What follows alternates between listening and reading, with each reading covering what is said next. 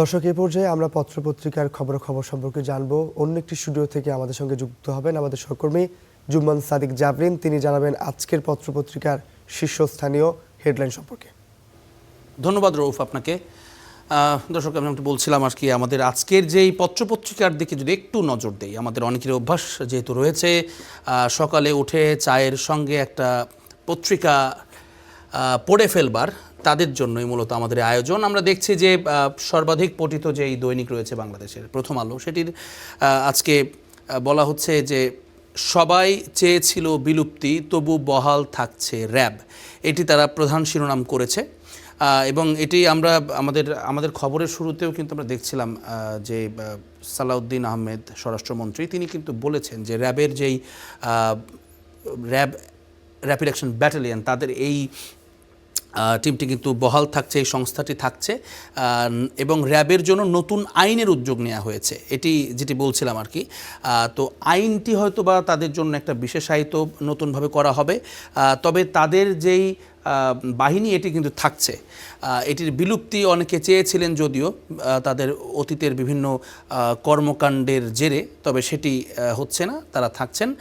এছাড়া আমরা দেখছি যে সবুজ পাতায় কোটি টাকার স্বপ্ন, এটি একটি যে পানের যেই বরজ সেটি সংক্রান্ত কৃষি ভিত্তিক একটি সংবাদ তারা এখানে স্থান পেয়েছে আমরা দেখছি। এর পাশাপাশি আমরা দেখছি ডান পাশের অর্থাৎ শুরুতেই কিন্তু বড় করে মুশফিকুর রহিমের ছবি সেটি দেওয়া হয়েছে এবং এটি বোঝাই যাচ্ছে কেন এই ছবিটি দেয়া।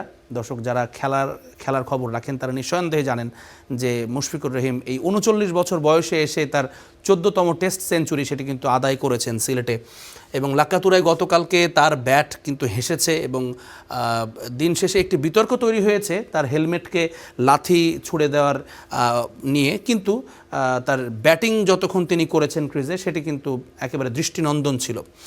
তো সেই সুবাদে বাংলাদেশে জয়ের সুবাতাস পাচ্ছে, দুদিন হাতে সময় আছে।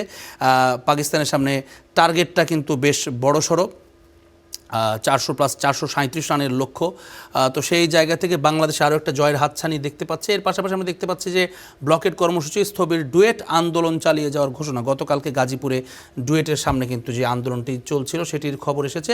এছাড়া আমাদের যেই বহুল আকাঙ্ক্ষিত যেই ঈদুল আজহা সেটির তারিখ গতকালকে চূড়ান্ত হয়েছে। চাঁদ দেশের আকাশে যেহেতু দেখা গেছে 28 মে পবিত্র ঈদুল আজহা, সেই খবরটি একেবারে বাম পাশের ছোট কলমে প্রথম পাতায় আমরা দেখছি। তো মোটামুটিভাবে প্রথম আলোর যে খবরগুলো প্রথম পাতার শিরোনাম সেটি আমরা জানছিলাম। আমরা পরবর্তীতে যদি দেখি আমার দেশ পত্রিকাতেও আমরা দেখছি যে প্রথমে বড় করে খবর করা হয়েছে তারেক রহমানকে বেনিফিট অফ ডাউট দিতে চায় দিল্লি। এইটি খবরটি বড় করে দেয়া হয়েছে এবং দিল্লি থেকে ফিরে এই খবরটি করেছেন মূলত বশির আহমেদ রিপোর্টার।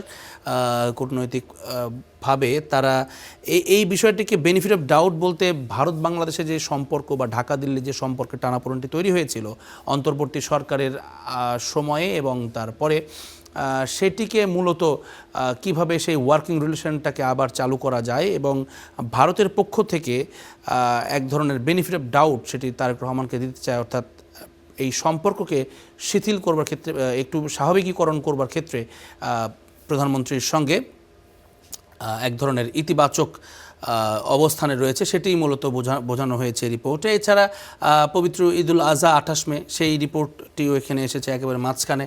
এবং 4 কারণে এসএসসি ও সমমান পরীক্ষায় ব্যাপক অনুপস্থিতি। এখানে বলা হচ্ছে যে মাদ্রাসা বোর্ডে এই হার সবসময় বেশি।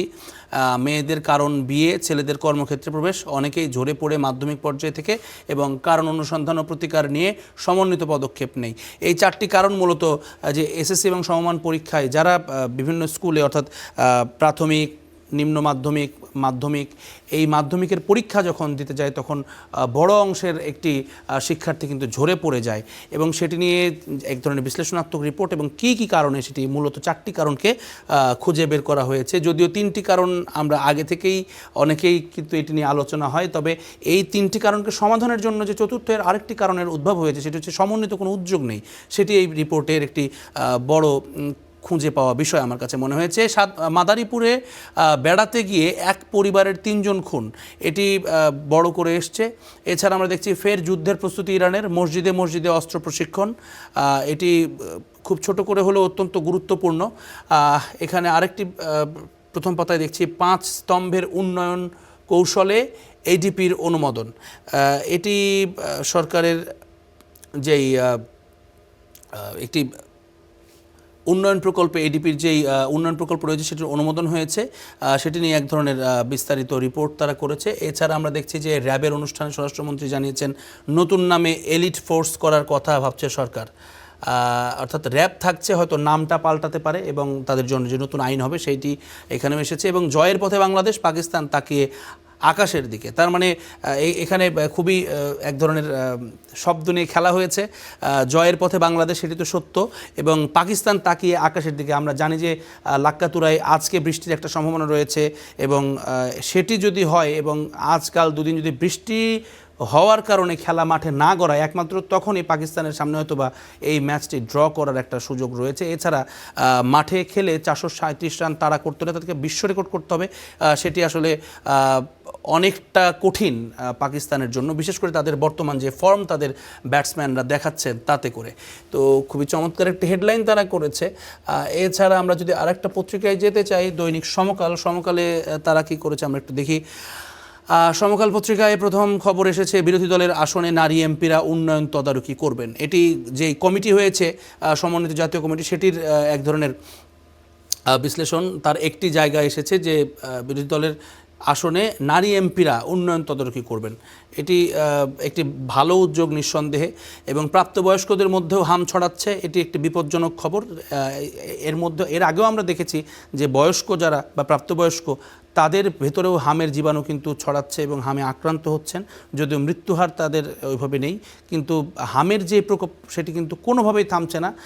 এটি ঠিক কোন অবস্থানে আছে এটি নিয়ে এখন নানা ধরনের আলোচনা সেটি চলছে, প্রতিনিয়ত চলছে।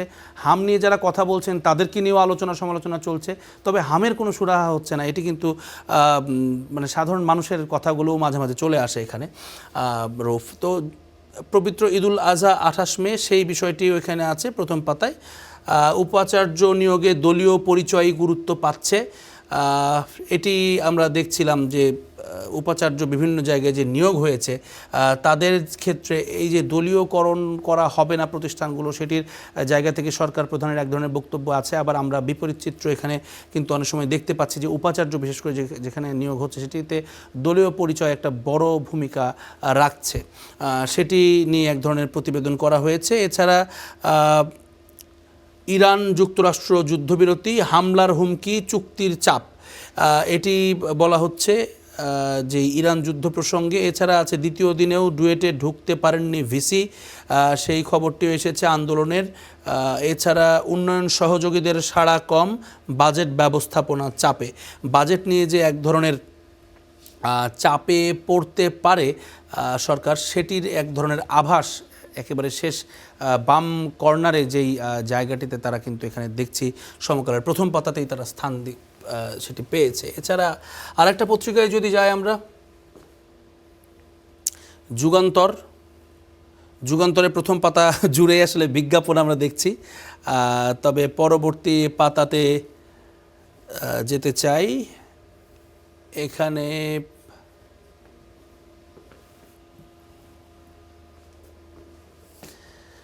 মূলত দ্বিতীয় পাতাটি আজকে প্রথম পাতার কাজ করছে।